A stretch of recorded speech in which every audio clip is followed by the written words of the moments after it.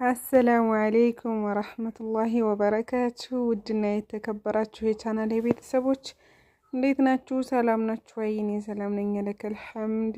ለቻናል አዲስ የሆናችሁ ላይክ፣ ሼር፣ ሰብስክራይብ እያደረጋችሁ ቤተሰብ ሁኑኝ፣ አበረታቱኝ እላችኋለሁ። ዛሬ ደግሞ ያው በጧት ተነስቻለሁኝ። 12 ሰዓት ላይ ነው፣ አሁን ጧት ነው። 12 ሰዓት ላይ ተነሳሁኝና ያው ረፍዶብኝ ነበር። ፈጅርን ከሰገድኩ በኋላ ቁርስ ልሰራ ነው። እንደዛ አድርጌ 2 ሽንኩርት አዘጋጀሁኝና ክሰል አያይዣለሁ። ቲማቲም፣ ቃሪያ፣ ሽንኩርት እነዚህን አዘገጃጅቼ እንቁላል ስልስ ልሰራ ነው ማለት ነው። እንቁላል ስልስ አረብ ሀገር ሹክሹካ ይባላል። በሹክሹካ ፈንታ ስሙ ተቀይሮ እንቁላል ስልስ ይባላል። እንቁላል ስልስ ሰርቼ ቁርስ ልንበላ ነው እላችኋለሁኝ። ውሏችን አብራችሁኝ ዋሉ ልበላ፣ አብራችሁኝ ስሩ። ቁርስ ምርጥ ሹክሹካ ነው ሰራው። ያው ሀገራችን ላይ ይቺ መስሪያ ለሁለት እንቁላል መስሪያ ናት ማለት ነው። አትበቃም። እንደገና ደግሞ ይሄን ያክል ሽንኩርት አይጨመርበትም። ምግብ ቤት ይሄን ያክል ቲማቲም አይጨመርም። ምክንያቱም አንድ ቲማቲም እና የሽንኩርት ግማሽ ነው የሚጨምሩት። 2 እንቁላል መሆኑንም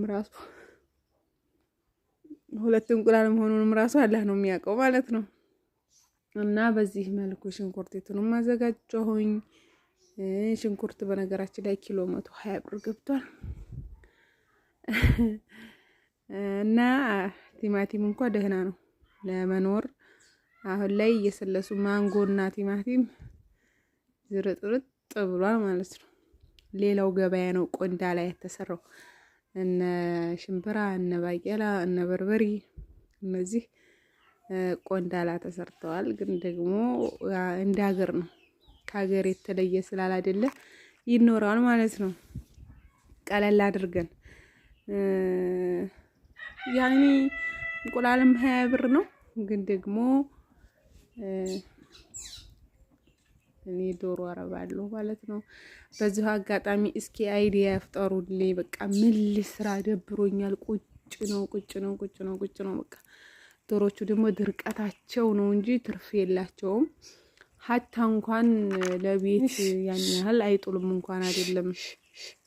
ይሄ በርግጥ ከውጭ አልገዛም እንኳን፣ ግን ቢሆንም ያን ያህል አይደሉም። ድርቀታቸው ነው በቃ። የነሱን ቤት ማጽዳት፣ ለነሱ ውሃ መስጠት፣ ውሃውን ድፍትፍት ነው የሚያደርጉት። እና አይዲያ ፍጠሩልኝ እላችኋለሁ። በጣም ደብሮኛል።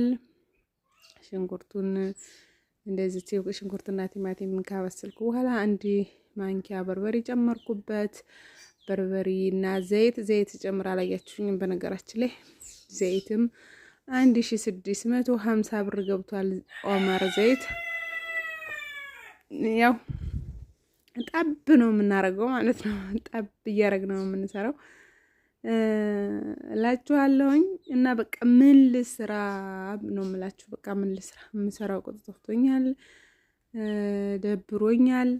ቤት መቀመጡ በጣም ነው የሚደብረው ማለት። ገበያ ደግሞ በቃ ኮንትሮ ምናምን ነገር ጀምሬ ነበር። ምንም ገዥ የሚባል የለም ማለት ነው። ልብስ ምን ሊያደርግላቸው ይገዛሉ? የሚበሉት በቸገረበት ሰዓት።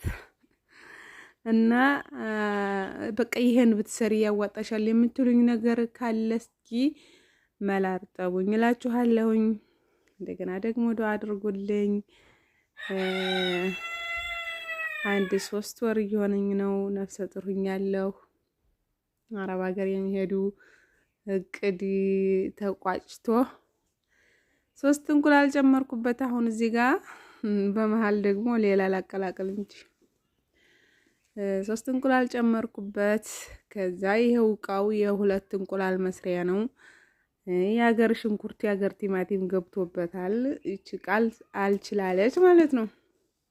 እናማ እንቁላል ስልስ የሚሰራው እዚህ ሀገር ያው በበርበሪ ነው። ኢትዮጵያ ውስጥ እላችኋለሁኝ በርበሪም 1000 ብር ቢገባም የትም አይደረስ። በርበሪ አይቦካ 1 ማንኪያ 2 ማንኪያ ስለሆነ ትንሽ ዶሮ በምትሰሩ ሰዓት ነው እንጂ እና ላይክ ሼር ያደረጋችሁ አበረታቱኝ። ደግሞ ይሄን ብትሰሪ ሀሪፍ ነው መስራት ከቻልኩኝ የምሞክረው ነገር በነገራችን ላይ መስራት የማይቻል ነገር ምንም የለም። አይዲያ ያፍጠሩልኝ እላችኋለሁ። እኔ ደብሮኛል ብቻ ታውቁታላችሁ ብዬ ገምታለሁ። ለመኖር ያን ያህል እንደዚህ ባይከብድም ግን ይደብራችኋል። በቃ ጧትም ተነስታችሁ ቁጭ ማታም እንደዛው በቃ ቁጭ መቀመጥ ደግሞ ሰነፍ ነው የሚያደርገው። ዱዓ እንኳን ለማድረግ አይመችም። ስትሰሩ ስትሉ ነው ደክማችሁ ነው ዱዓ የምታደርጉትም ሶላት የሚሰገደው። በቃ ሁሉም ጣፍጧችሁ የምትሰሩት ኢባዳ ሲደክማችሁ ነው ስራ ስትሰሩ ነውና በቃ ምን ልስራ ይሄንን ስሪ በሉኝ እስኪ አበረታቱኝ እላችኋለሁ። ያው በዚህ መልኩ አቶ እንቁላል እየበሰለች ነው። ዳቦ ሂባና የሂባ አባት ሊገዙ ሂደዋል። ቆንጆ እንቁላል ሸዋርማ ማለት ነው። ቆንጆ እንቁላል ሸዋርማ ሰርቼ ቁርስ እንበላለን እላችኋለሁኝ። ቀለል አድርጎ ይኖራል። በ3 እንቁላል እንውላለን እኛም ችግር የለውም። የኢትዮጵያ ኑሮ ግን በጣም ነው ቆንዳ ላይ ተሰራው እላችኋለሁ። ባለፈው ቅዳሜ ዕለት ገበያ ገብቼ ነበርና ባቄላ 200 ብር፣ ሽምብራ 170 ብር ሲሉ ከመቼ ወዲህ ነው አልኳቸው፣ ክረምትን አስመልክተው። እኔ ግን እንደው አልሐምዱሊላህ ቀደም ብዬ ነበር ያዘጋጀሁት። ይሄው ዳቦውን ሸዋርማ ሰራሁት፣ ሰንደስታት ማለት ነው። ሻሂው እየበሰለ ነው። ሻሂ እየበላ መጠጣት አንወድም፣ በኋላ ነው የምንጠጣው።